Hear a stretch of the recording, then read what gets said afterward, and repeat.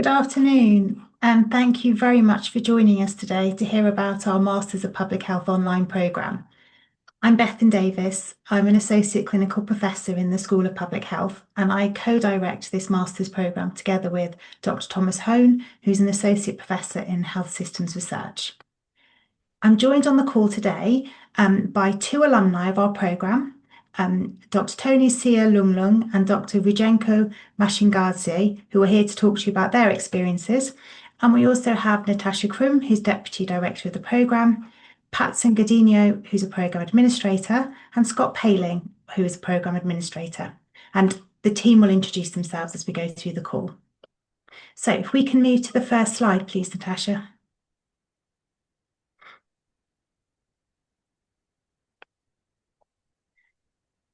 Okay, so over the course of this webinar, we're going to be looking in detail at our programme, which includes the Master's level course and also the Certificate and Diploma in Public Health.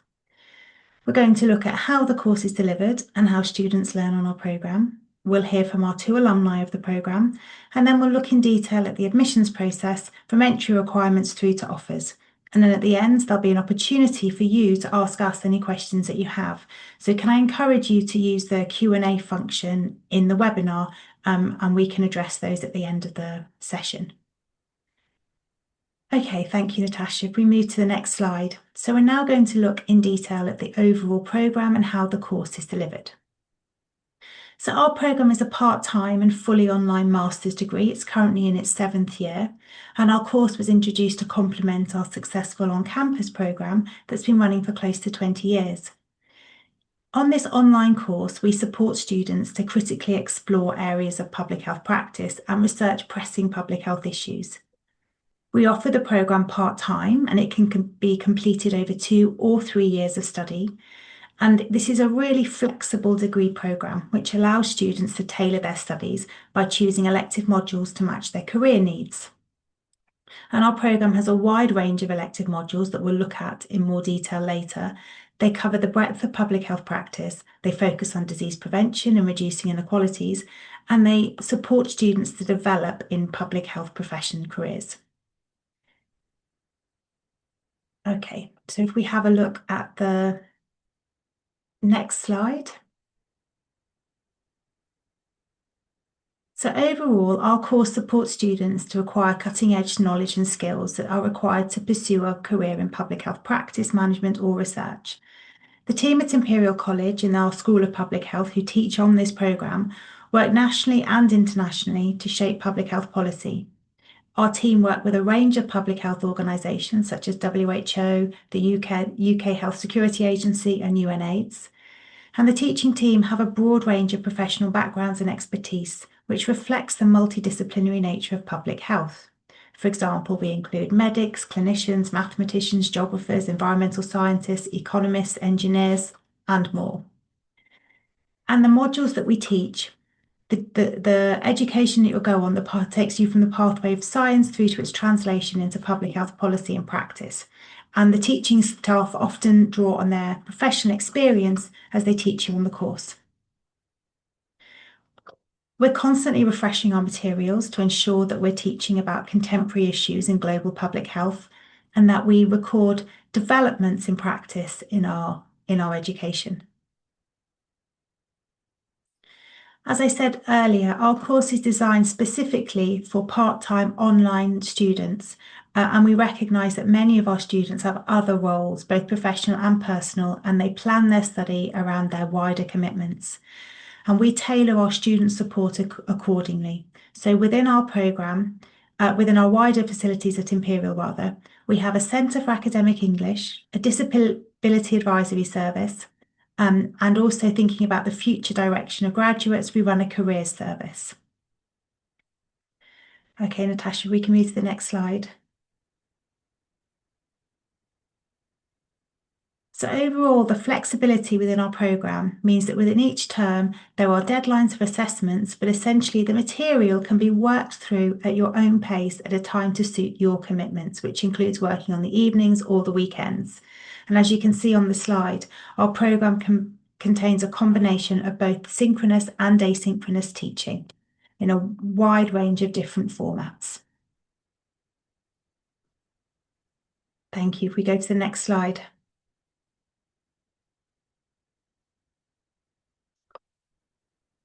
Just a comment here about accreditation, as we're often asked about the accreditation of our online Masters in Public Health programme.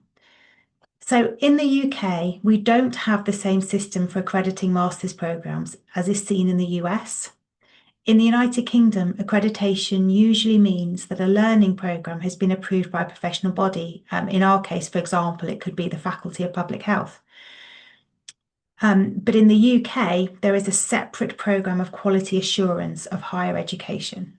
So what I want to say is that universities in the UK cannot be unaccredited, and it's the government that controls degree awarding powers of higher education institutions. So our master's programme is recognised in the US and it falls under the UK definition of accredited, but with the caveat that that has a slightly different meaning than in the US. Okay, so I'm now going to hand over to Natasha, who's going to go through with you in more detail how this programme is structured and delivered. Thank you so much, Bethan. Yes, just to sort of introduce myself, I'm Dr. Natasha Kroom. I'm the Deputy Director of the Master of Public Health Online. I'm also one of the module leads of the research portfolio, which I will touch upon in a couple of slides. So just to give an outline of the pathways. So there are actually multiple ways that you can apply or sort of enter our course. You can take the Master of Public Health Online over 2 or 3 years, and this is something to consider based upon how much sort of time you have to lend to part-time studies. Because if you obviously do the 2-year, it's more intensive. If you do the 3-year, less intensive. But you can also join via route where you join just for the first year, which is a postgraduate certificate, which can lead to a postgraduate certificate in public health. But what's important to note, if you join via the PG Cert route, it doesn't mean that you can't carry on. Because you could say after the PG Cert, you could say, actually, I want to carry on to do the postgraduate diploma, which is the 2nd year, and I want to carry on and do the full MPH, which is the 3rd year. But just to make it clear, if you do that, you're not going to leave with 3 different qualifications. You only leave with 1 qualification. It builds up. So it's really the equivalent of the 3-year, but you can take just one of that 3-year if you wish. So this just gives an overview of the modules and some of the assessments. So we offer, or you will be taking, if you do the full MPH, 16 modules, and these are 10 core and 6 electives. And each module is equivalent each week about 7 to 8 hours per study. And this is why it's really important for you when you're applying to consider, would the 2-year be best or would the 3-year be best? Because in the 2-year, you do 3 modules per term and there are 3 terms within the year. So overall, you're looking about per week, you want about 21 to 24 hours just to focus on your modules. Where if you do the 3-year, you're looking about 2 modules per term. And that means you'll want less, but still about 14 to 16 hours per week to focus on your study. But just to note, we do have students who join on the 2-year pathway and realize actually it's too much, and they then switch to the 3-year pathway. So that is possible, but if you join on the 3-year pathway, you can't switch to the 2-year pathway. It's only a one-way. And we have a variety of authentic assessments at the end of each of the modules. And you can see a few listed there, sort of policy briefs, vlogs, short answer quiz questions, slide decks. But something we're very proud of is that we really want to make sure that the assessments are authentic and that you can therefore, after the course, apply straight away the skills and knowledge you have learned to your public health work. So just to kind of give you an idea of how the course actually looks. So this is the structure of the 1 year postgraduate certificate I mentioned. So the green modules are core, so everyone takes them. Um, as are the red ones are compulsory. But if you are just planning on doing the PG cert, you don't have to take the compulsory modules. But if you do want to carry on to do the full MPH, you will need to take the compulsory modules. And then you can see electives. This is the 2 year pathway. So any student on the 2 year course will need to take all the green, all the red, all the purple, which is the research portfolio, which I mentioned, and then you would be taking 6 of the pink. And as you can see, there isn't for the vast majority of the elective modules, there isn't one time you can take them, that you do have more than one chance to take them in a term. And this is the 3 year pathway. And you can just say it's exactly the same modules. They're in the exactly same term. It's just spread out over 3 years rather than 2 years. But again, if you're on the 3 year pathway, you will take all the green, all the red, you'll take all the purple, and you will take 6 of the pink of your own choice. So I mentioned the research portfolio. So just want to give you a brief overview. So this is the way we help students design, develop, and plan and undertake their own research project on the module. It's covered through 4 different modules, and we assume no prior knowledge with research experience, and we sort of gently take you by the hand and build up the knowledge and skills you need to actually fully undertake your own project. So in Research Portfolio 1, we really focus on what are the criteria that make a good research question. So thinking about how do you actually design, develop, come up with a research question, and how to kind of search the literature to identify gaps, to see what's been done before, to create a strong rationale.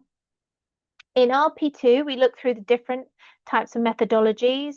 We look at quantitative, qualitative, mixed methods, and you develop a protocol based upon your research question.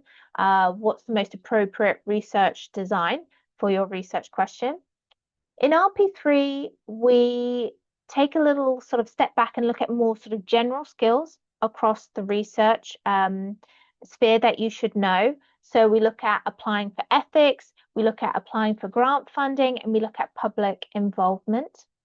And then finally, RP4, you won't be taking any other modules alongside RP4. It's really just you focusing on your own research. And this is where you actually collect data, analyze data, write it up, and submit your own research project.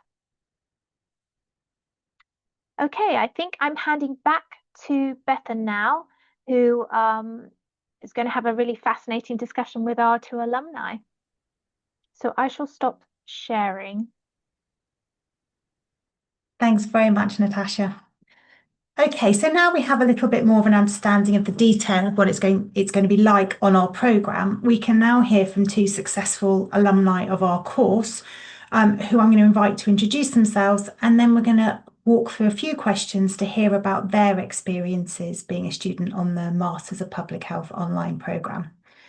So if I can start by asking you to take a moment to introduce yourselves and your current professional situation to the students, that would be terrific. So if we can start with Dr. Tony Sialunglung.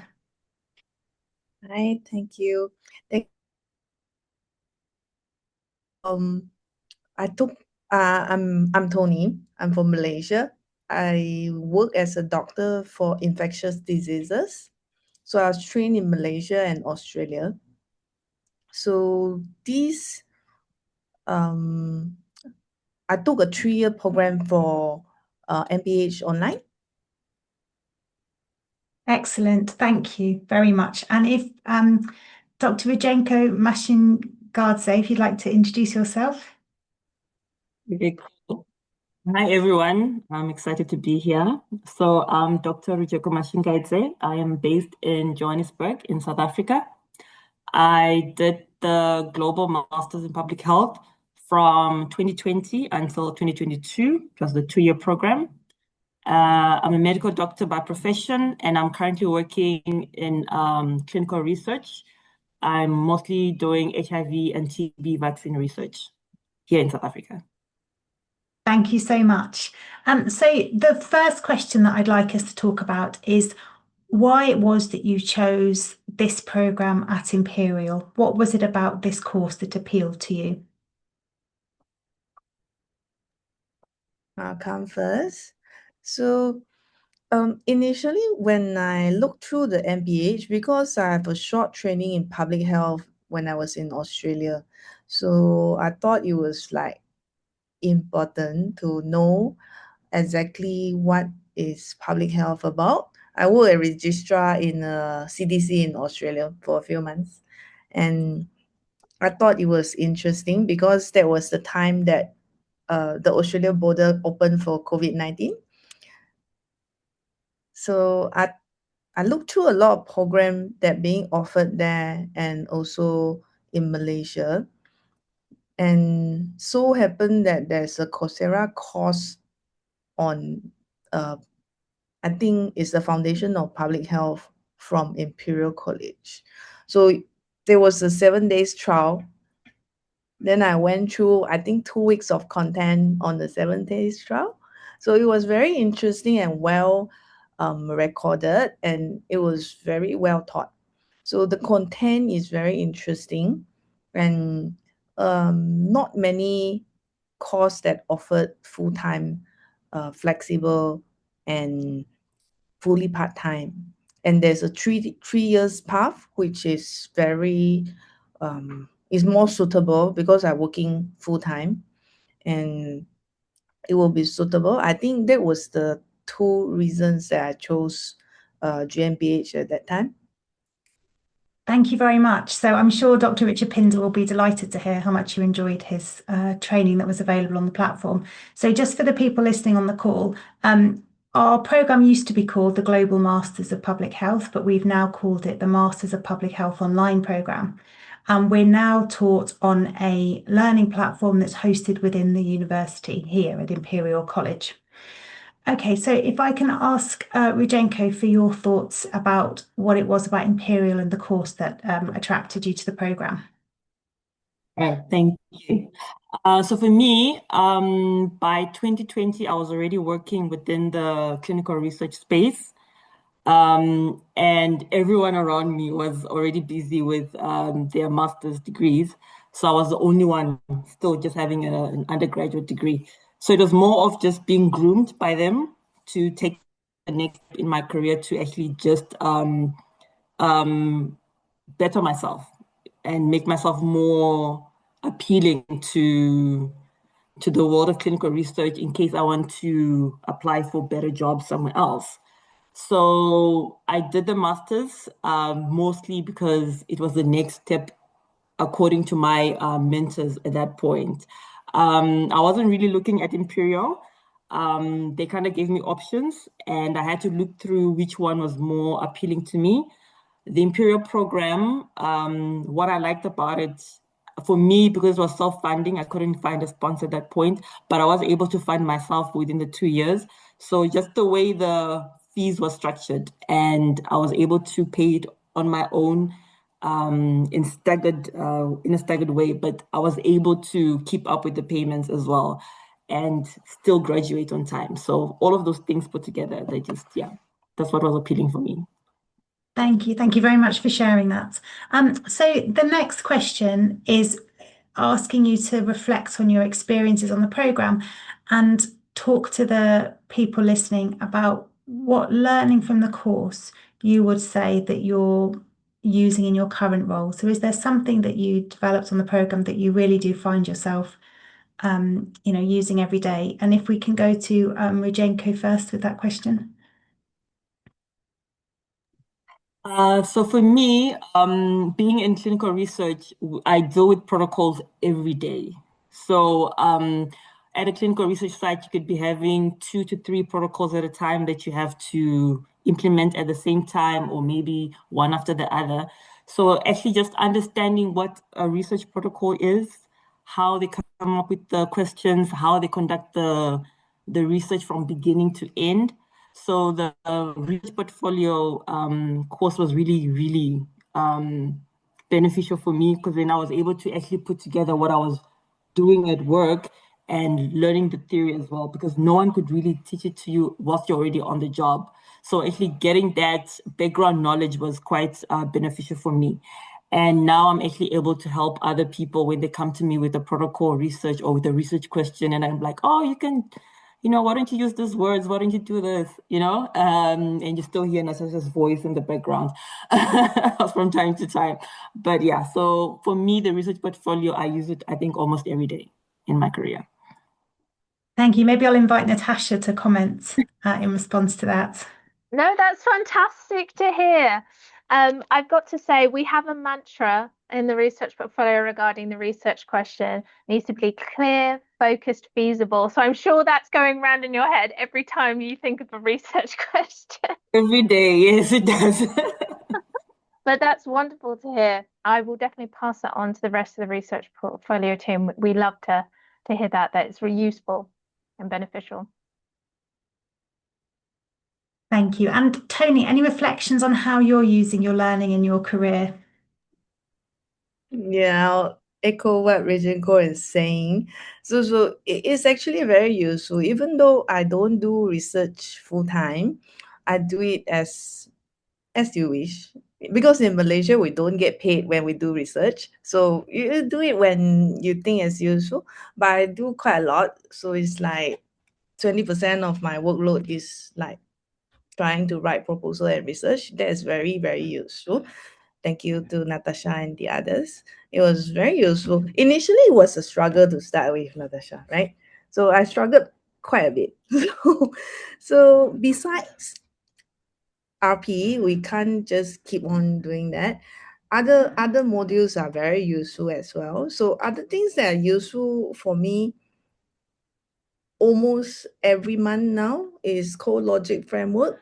I think all public health people know how to use logic framework, but you never learn it when I was a medical student or when I trained up as an internal medicine consultant. So when you have a problem, you really do not know how to solve it. You just like, probably this is good, others do this, and from other people experience. But if we went through the assignment using logic framework, then after that you find that that is one of the way that I found very useful in my day-to-day career, and especially solving infection control problems, the problems that happen in the hospitals that I'm working with. So that is very useful. But other thing, I would say generally, I said this before, I think Natasha might have heard me saying that before this. I think all the assignments are very useful.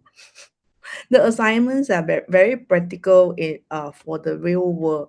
They don't create questions that are not useful. All the assignments are actually practically useful. Thank you. That's really helpful feedback. And I'm, pleased to hear that you felt that the assessments on the program were leading you towards developing, real world public health skills. So our final question for you today is if you have a piece of advice that you would give to the prospective students who are considering enrolling on this course. Tony, we start with you. All right. So I would say, because I'll say what I struggled through the 3 years, so that people can think about it when they consider. I would say 3 years is good if you're working full time, because some of my colleague that had 2 years, they struggle quite a bit when working full time. But if you have to pay attention on the learning materials and really learn something out of the program. I think 3 years for a full-time career, or you are the full-time homemaker or other commitment, 3 years is actually very suitable if you have the time and of course suitable, because some people will consider 3 years have a 3-year expenses, you have to commit to 3 years fees and all those things that come into account. But for learning purposes, I think 3 years for working adults, or yeah, it is a good learning because it's useful. And the other thing that I would say is for Imperial, the support from the public health, the school is very good. No matter when we have question, we sometimes email during the weekend and we don't hope for reply. Sometimes we do get reply randomly, and the support is very good, and the access to the library is very good. So it might be a consideration, because some MPH, they don't really have much support, like learn the core knowledge, the support that you get to have a strong foundation. I think is a good consideration if you consider doing a MPH. So that's why. That's all I have. Thank you. Thank you very much. And finally, Rajenko, any advice you would give to the prospective students on this call? Yes, I think I'll just start by echoing what Tony said about the support being amazing. I've seen a lot of people who struggle with getting support within their organizations, not Imperial, but other colleges that I know of, where they're struggling even to get the research question, or struggling to get someone to just read what they have so far. And it takes days or weeks for someone to get back to you. So with me, my experience during my cohort, we didn't have that issue. One thing that I did struggle with when I started was the online formatting of the program, because it was my first online course that I've ever done. I was used to the whole classroom thing where you're in class for like a specific number of hours, and you're listening to someone lecture all the time. So online, it's going to take you away from that classroom-based type of learning. With online learning, you basically need to be the one to motivate yourself to set aside that time to say, I'm going to study, and make sure there's nothing distracting you. There's no one coming in and out of, if you're studying at work like I was doing, no one is coming in and out of your office asking you for, unnecessary things. Like I literally had to put a sign on my door and be like, studying in progress, whenever I had like that 1 hour off. And people will tend to respect you, when you set the boundaries. So if it means setting boundaries at home, at work, or wherever it is that you're studying, I think you should do that from the beginning, so that people just know, okay, this person is studying. Let's just leave her alone for the next 2 years. But I find that people are quite receptive to your boundaries, and they will respect you. And once you're done with your course, there'll be more people celebrating you at the end of the day. So don't be afraid to set the boundaries if you have to. Yeah. Thank you very much. That's very helpful advice. Okay, so now you've heard from our successful alumni on the programme. I will leave you with that information and pass it on to, I think, Patson, who's going to talk you through in more detail about the admissions process for the programme. Thanks, Bethan. Hi, everyone. So I'm Patson Godino, and I'm one of the program administrators. I'll be taking you through the admissions process. And also, I'll be the first line of contact if you have any questions with the department for your admission. And I'll be liaising with the admissions team and the tuition fees team if you have any issues with any of those things as well. So the admissions process, the first thing you need to do is make an application online through the Imperial website. Once an application is made, the next step, it will go to the central admissions team. They'll be the first line of screening, and then it'll come down to the School of Public Health Department for review. And we have a lot of reviewers within the school that review each application individually. And then finally, a decision is made. And if you receive an offer, you'll receive an offer with some offer conditions. And then once you receive an offer, you'll have to then accept or decline the offer. It's up to you. And then if you do accept your offer, you have to then meet your offer conditions. And once you finally meet your offer conditions, you'll be ready for enrollment. Thanks, Natasha. So when you make an application, there's certain mandatory requirements and documents that you need to upload through your application. So the first thing is a degree transcript. You need to have an undergrad degree, and for UK qualifications 2.1 in any subject or an MBBS. If your degree is from a different country, then the admissions team will check the UK equivalents. And you can also check that because there's a wide range of international qualifications that are accepted, so you can check that on our college website. The second thing you need to attach to your application is a CV. And then you need to have 2 references. The references will have to be from an academic or professional referee. Personal email addresses will not be allowed. So if they do use a personal email address, then they'll have to attach an official document that's signed and stamped. And then finally, you need to upload a personal statement. And the personal statement will outline your motivation for the course. Thanks, Natasha. Next slide.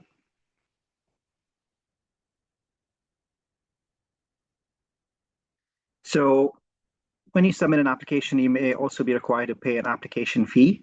But if you apply for the postgraduate certificate, then there's no fee. If you apply for the Master of Public Health, which is a 2-year or the 3-year pathway, then the fee for this year is £90. But we do offer fee waivers. So if you face financial hardship and you cannot pay the fee, then you can apply for an application fee waiver, and one of the teams will look at it and grant you an application fee waiver. And if you can't apply through that, then we probably have a limited amount of codes left, which we can offer you for a fee waiver. Thanks, Natasha. Next slide. Natasha, do you want to cover this personal statement slide? Yes, Thank you. will. So I'm one of the reviewers, and just to give some insight into what your personal statement, because we know globally some universities don't require personal statements, or the personal statement, the requirements are very different. So I think we want to make sure it's very clear what the expectations are for a personal statement for this course at Imperial. So your personal statement should be 1 to 2 sides of A4. And this is a chance for you to get across your story, your motivation, your passion, to tell the reviewer why are you applying for this course. So talk about your motivation, why you're applying. We've had lots of students from different backgrounds. We do have several medics and some people who are already working in public health applying, but we have people from completely different backgrounds, engineering, farming, psychology, business. We've had people from all different backgrounds who aren't currently working in public health. So why do you want to move into public health? What inspired you? What motivated you to become interested in this topic? And how does this fit in with your future career goals, your career development and career plan? Outline sort of previous relevant public health experience. So as I said, some people are already working in public health, but if you're not, is there any volunteering you've done, or what experience do you have that is related, or you can show links to public health? And this could be sort of academic, it could be professional, it could be volunteering, it could be self-study, doing MOOCs. You're just illustrating what your previous experience is and highlighting again that motivation. This could also be research. So if you are involved in research, have you done any research related to a public health related topic? And what is really important is not just outlining your motivation for public health generally, but why this course specifically. So have you had a look at the curriculum? You know, which modules really speak to you? That can be very helpful for us to understand why you're applying for this course particularly. So I think I'm going to hand you back to Patson now.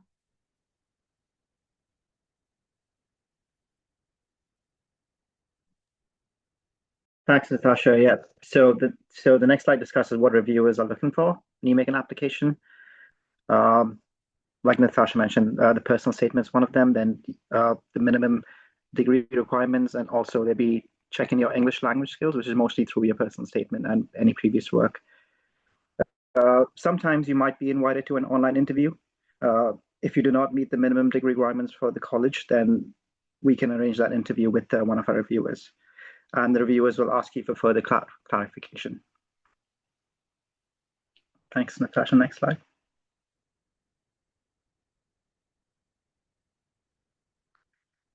So the next slide discusses what happens after an offer is made. So once you receive an offer, on the system, your status will show as condition pending, and you'll have 21 days to accept your offer after that.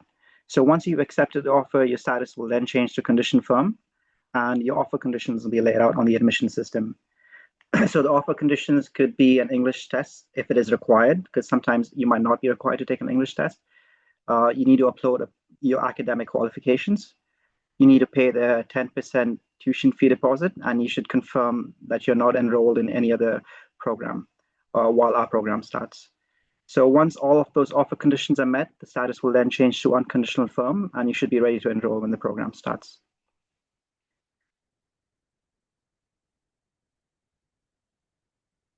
So the English language requirements, if that is one of your offer conditions, you must achieve the higher university requirement for English tests. So there's a few examples there. For the IELTS, you'll need a 7 overall with a minimum of 6.5 in all elements. If you're taking a TOEFL test, then you need 100 overall with a minimum of 22 in all elements. And then there's an online Duolingo test where you need a 125 overall with no less than 115 in any subscore. So there's many other tests that the college offers. You can have a look at it on the college website. And like mentioned previously, for dual enrollment, you cannot register in one or more award at the same time. This includes awards at Imperial or other universities and institutions. Next slide, please. So for now, the college offers scholarships, but for now the scholarships are closed, so you can explore any other available scholarships that there might be. The Master's Scholarship for the School of Public Health has closed for this year, and so has a Commonwealth Distance Scholarship. But you can explore scholarships through the college website because there might still be some external funding opportunities available. And if you do submit them, then you'll have to make an application with the college as well.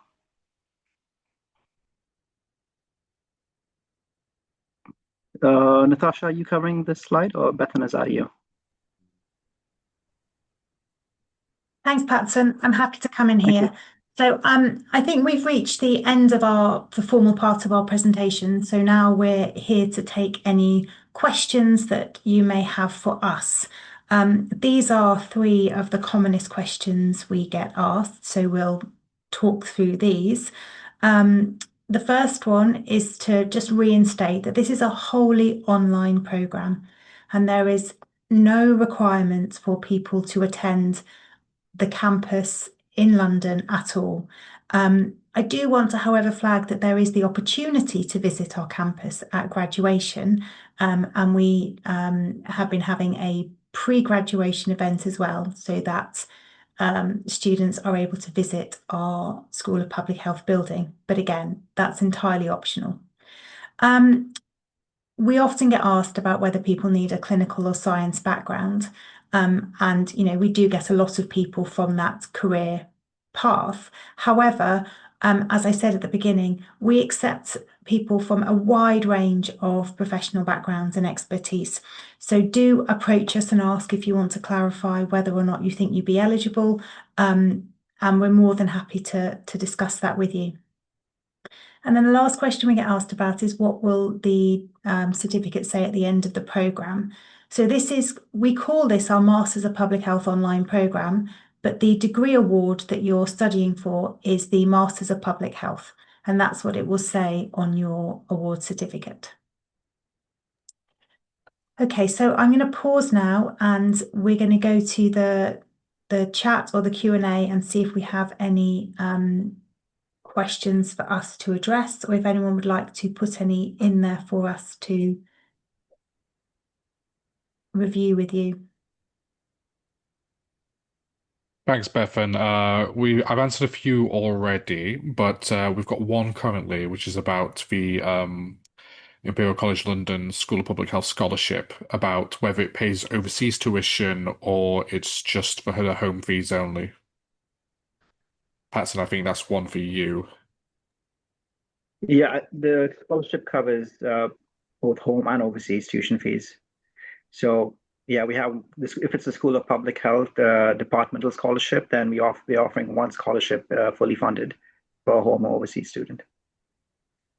Great, thank you. And got a question about whether we're going to send out the presentation. I believe we do this every time. So yeah, you should be receiving the presentation shortly after.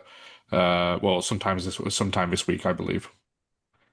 Yeah, if applicants have registered for this webinar, then they'll receive the slides along with the recording. But if you haven't registered, then you can get in touch with us through the queries mailbox, and then we can forward you the slides and recording if you need it.